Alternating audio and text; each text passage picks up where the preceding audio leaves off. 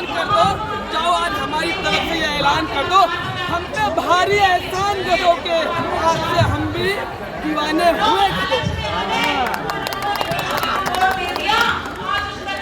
समझ गए सर, इस देश का गरीब मालिक है, गरीब बहुसंख्यक है।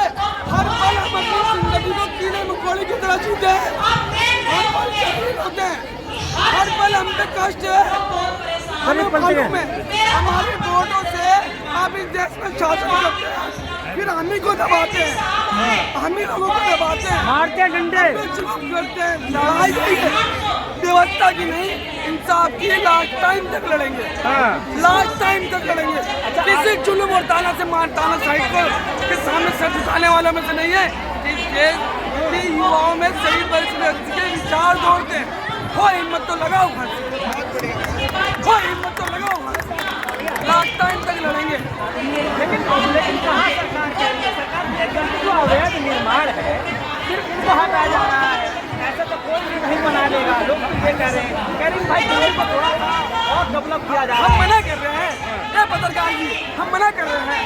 अरे हम मना कर रहे हैं दिल्ली की खूबसूरती बनाने के, हम भी कहते हैं कि झोपड़ी मुक्त करो दिल्ली। लेकिन दिल्ली में जो डीजे के MIG, LIG और राजीव रतन फ्लैट हैं, उनमें अलाट करिए उसे, इसमें कि और आपके 4 पुलिस और 4 कवाली बेच के खा रहे हैं। अलाट करते नहीं है, करिए ना अलाट, क्यों नहीं करते?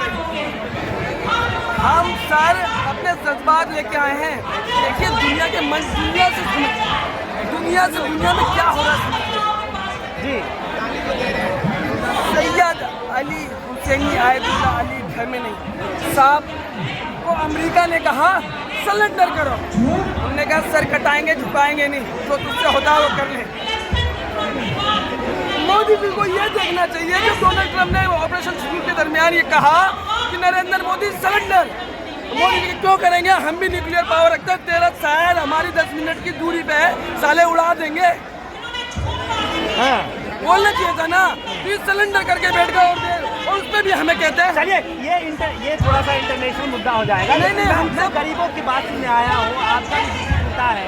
तो सवाल मेरा ये है कि एक तरफ प्रधानमंत्री मोदी जी के कार्यकाल को लगभग 11 साल पूरे हो चुके हैं, उनसे ज़्यादा आगे वक्त निकलता जा रहा है, लेकिन सवाल ये कि गरीब मजलूमों को क्या मिला इस 11 साल में? आप जैसे लोगों को क्या मिला?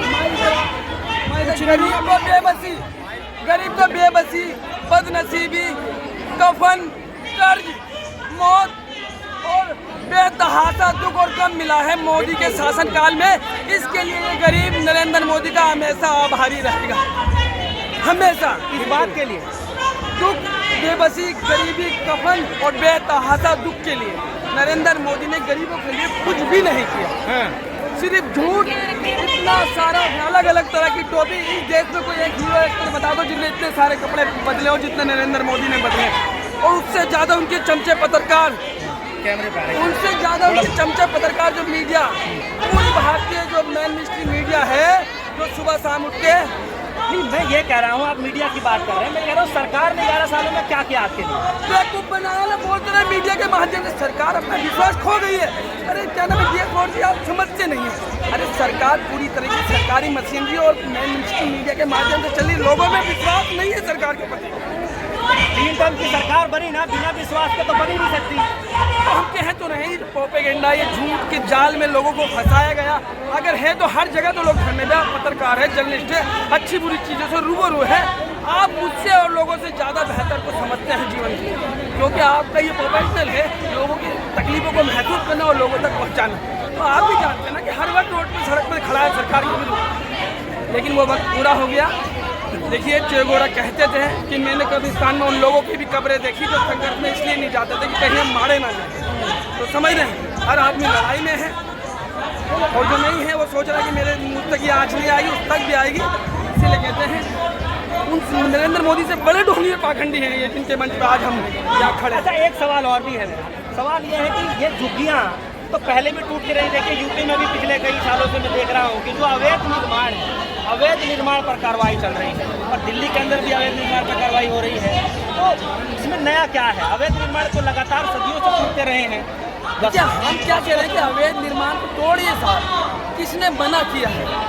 किसी ने मना किया है तोड़ने के लिए, लेकिन उसको पुनर्वास कीजिए, उसे सेटल कीजिए। शिलर जी ने हमें तोड़ा था, वो हमारे